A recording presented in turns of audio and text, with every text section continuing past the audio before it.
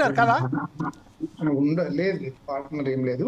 దాన్ని east city అని అందమైన పేరు పెట్టింది. ఎస్ సార్, మన గట్కేసర్ వైపు ఈస్ట్ సిటీ అని అందమైన పేరు పెడతారు. ఆ పేర్లు పెట్టడానికి ఈ తెలంగాణ సన్నాసులకు ఏం పేర్లు రావు, ఏం రావు. మోసం చేత కాదు, లోన్లు తీయనికి రాదు, ప్రభుత్వాన్ని ముంచనికి చేత కాదు, ఇదేవో చేసుకుంటారు పోతుంటారు.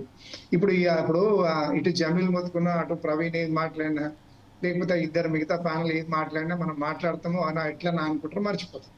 అది అంతే. అది అంటే ఇప్పుడు రిజిస్ట్రేషన్ చేయడానికి మన రిజిస్ట్రేషన్ ఆఫీసర్సే కదా రిజిస్ట్రేషన్ చేసిండ్రు. అవి 22A ఉన్నాయి, నిషేధ జాబితాలో ఉన్నాయి. నిషేధ జాబితాలో ఉన్నాక రిజిస్ట్రేషన్ అయినాయి కదా, అది మన అఫీషియల్స్ చేయారు కదా. మరి ఇప్పుడు సరే, నవీన్ మిట్టలు, అమయ్ కుమారు వీళ్ళందరూ మనకు కనపడుతున్నారు. కనపడని వాళ్ళు చాలా మంది ఉన్నారు కదా. ఇంతకుముందు ప్రవీణ్ బాగానే పొలిటీషియన్స్ ఎందుకు తీసుకోరు అని అంటే, మరి అప్పటి ఆ ఈస్ట్ సిటీ వస్తున్న రోజుల్లో ఆయన ఎవరు రాజేందర్ రెడ్డి గారు ట్రస్ట్ చైర్మన్ ఆయన. మరి అప్పుడు ఏం జరిగింది? అవన్నీ భూదాన్ ల్యాండ్సే కదా.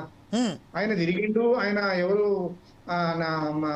భువనగిరి ఆయన పెద్ద ఆయన, ఆ వాయిస్ క్లియర్ లేదు కానీ ఆయన బాగా చెప్పగలుగుతారు. ఎందుకంటే అక్కడ లోకల్ వాళ్ళు కాబట్టి, అక్కడ ఉండే కళ్ళతో చూసిన వాళ్ళు కాబట్టి వాళ్ళు ఇంకా బాగా చెప్పగలుగుతారు.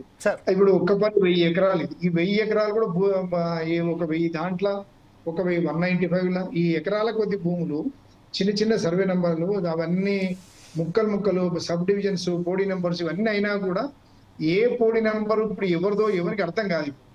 ఒక ప్రధాన పోయి చూసుకుంటే ఆ 1 ఎకరాలు సార్ నాది 194/2 1/1/1 తర్వాత E/2లో నా భూమి ఉంది అని పోతాడు. ఎట్లా పోతాడు? పోగలుగుతాడు. అయితే మనము ఇక్కడ ఏమని చేయాలంటే, ఇప్పుడు ఈ పర్టికులర్ పీస్ ఆఫ్ ల్యాండ్ ఎలా కొనుగోలు చేశారు, దాన్ని అంటే భూదాన భూముల నుంచి మినహాయింపగలిగిరా? ఒకసారి చెరువు కనుక శిఖంగా రికార్డ్ అయితే అది ఎప్పటికీ శిఖం రికార్డే. ఒకసారి దేవాలయ భూమి రికార్డ్ అయితే అది ఎప్పటికీ దేవాలయ భూమే. ఒకసారి వక్ఫ్ రికార్డ్ అయితే అది ఎప్పటికీ వక్ఫ్ రికార్డే. ఇదంతా ఊరికే చరిత్రచరణం కాకుండా ఇవన్నీ ఉన్నాక మరి ఇందులో ఎట్లయింది అనేది అంటే ఆ నిగూఢ రహస్యం ఏందో తెలవాలి, ప్రజలకు తెలవాలి. మనం మాట్లాడుకుంటున్నాం, 4 సైడ్ టీవీ మాట్లాడుకుంటున్నాం. ఇట్లా ఎన్ని టీవీలలో ఉండి ఏ మేరకు రియాక్ట్ అవుతారు? వామపక్షాలు పడుకున్నాయి, అక్కడ సంఘాలు మాట్లాడరు, ఆపోజిషన్ వాళ్ళంతా కలిసిపోయారు, వాళ్ళంతా దోస్తులు. మనం ఏం చేస్తాం చెప్పండి సార్? ఖచ్చితంగా ఏదో ఒకటి చేయవలసిందే కదా సార్. ఏదైతే మనం ఒక మంచి నిర్దేశంతో మంచి దాని విషయంలో మనం బయటపడితేనే కదా 4 సైడ్ టీవీ ద్వారానే మనం ఒక ఉద్యమం లాగా మొదలు పెడదామని మన ఆశ సార్. జమీల్ భయ్య, ఇప్పుడు మనము సాఫ్ట్ కార్నర్ నుండి ఇది ఇక్కడ అన్యాయం జరుగుతుంది అని చెప్తున్నారు. మీరు ప్రెస్ రిపోర్టర్స్ కూడా బాగా కష్టపడుతున్నారు, బయట పెడుతున్నారు. కానీ ఏం లాభం? రిజల్ట్ ఏముంది? ఇప్పుడు ఈ 1092 acres కాదు ఇంకా లెక్క. నేను కరెక్ట్ వర్కౌట్ చేయలేకపోయినా, నాకు టైం తక్కువ టైం ఇచ్చారు, పెద్ద సబ్జెక్ట్ తీసుకున్నారు. రెండింటి ల్యాండ్స్ టోటల్ చేద్దామంటే కావాలి 1250 ఎకరాలు ఇది దొరికింది. 1000 ఎకరాల పైన 194 దాని దొరికింది.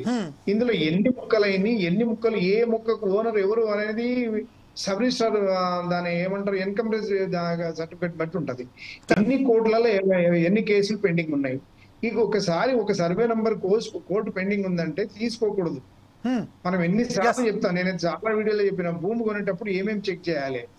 పట్టాదారు పాస్బుక్ ఉండాలి, భూమి అమ్మేటోడు పొజిషన్ లో ఉండాలి, తర్వాత రెవెన్యూ రికార్డుల పేరు ఉండాలి, సరౌండింగ్ పట్టాదారు కరెక్ట్ చెక్ చేసుకోవాలి.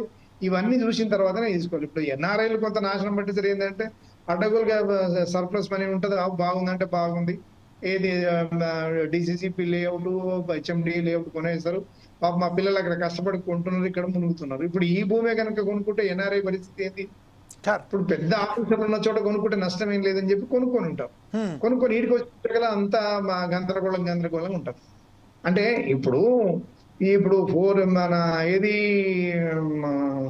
రియల్ ఎస్టేట్ వింగ్స్ కూడా వాళ్ళందరూ ఏకమయ్యి మరి ఇలాంటి వాళ్ళ వల్ల మాకు కూడా బిజినెస్ నష్టం వస్తుందని ఇప్పుడు ఇక్కడనే ఉన్న రియల్ ఎస్టేట్ అసోసియేషన్ అధ్యక్షుడు ప్రవీణ్ కూడా కొంత ఇనిషియేట్ తీసుకోవాలి. ఇనిషియేట్ తీసుకొని మరి మనకు నిజంగా జెన్యూన్ గా బిజినెస్ చేసే వాళ్ళకి నాకు నష్టం వస్తుంది కదా.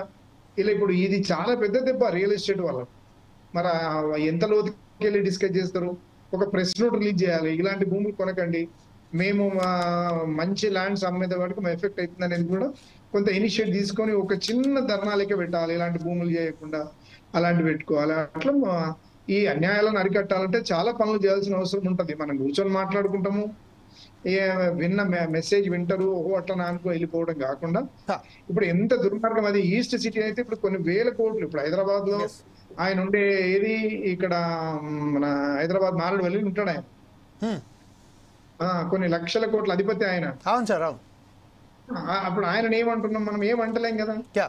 బంగారు లాంటి ఆ ఈస్ట్ సిటీ మనం ట్రైన్ లో పోతుంటే ఎంత అద్భుతం కనబడుతుంది అంటే, నేను ఆయన అయితే మొగుల్ మిగిలి వచ్చిండని అనుకున్నాను నేను. డిఫెన్స్ అంటే ఆయన కల్నల్ అంటే ఒక మన దగ్గర డీసీపీ కంటే కూడా పెద్ద ర్యాంక్ అది. యా. ఒక అశోక్ ఆంబ్లం ఉంటది, ఒక 2 స్టార్లు ఉంటాయి. Yes sir, yes sir. అదే మనం చిన్నప్పటి నుంచి చూస్తున్నాం సార్, ఒక దరిదాపుగా 30 సంవత్సరాల నుంచి అయితే నార్నే సిటీ చూస్తున్నాం.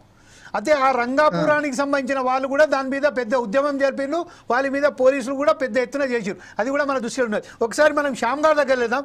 శ్యామ్ గారు ప్రస్తుతం ఏదైతే ఉన్నదో ఇప్పుడు ఈ భూములకు సంబంధించింది పిఎంఎల్ఏ యాక్ట్ పెట్టారండి. పిఎంఎల్ఏ యాక్ట్కును ఈ భూదాని విషయానికి సంబంధించి దీనికి ఏం సంబంధం అండి?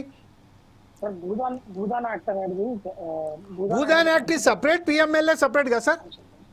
అవును సార్, అది సపరేట్ సార్. భూదాన్ యాక్ట్ అనేది ఒక మంచి పర్పస్ గురించి, భూమి ఎవరికైతే లేదో, ఎవరైతే పూరన్స్ ఉన్నారో వాళ్ళకి భూమి ఇవ్వడానికి, భూమి ఎవరి దగ్గర అయితే ఎక్కువ ఉందో వాళ్ళ దగ్గర నుంచి తీసుకొని భూదాన్ యాక్ట్ ఎవరికైతే భూమి లేదో వాళ్ళకి ఇవ్వడానికి 1965 లో ఈ వినోద పాదయాత్ర వల్ల నిర్ణయించడం ఇచ్చారు. భూమి ఇచ్చే వాళ్ళు అక్కడ ఇంకొక యాక్ట్ కూడా ఉంది, గ్రామదాన్ యాక్ట్. అక్కడ గ్రామదాన్ యాక్ట్. అచ్చా.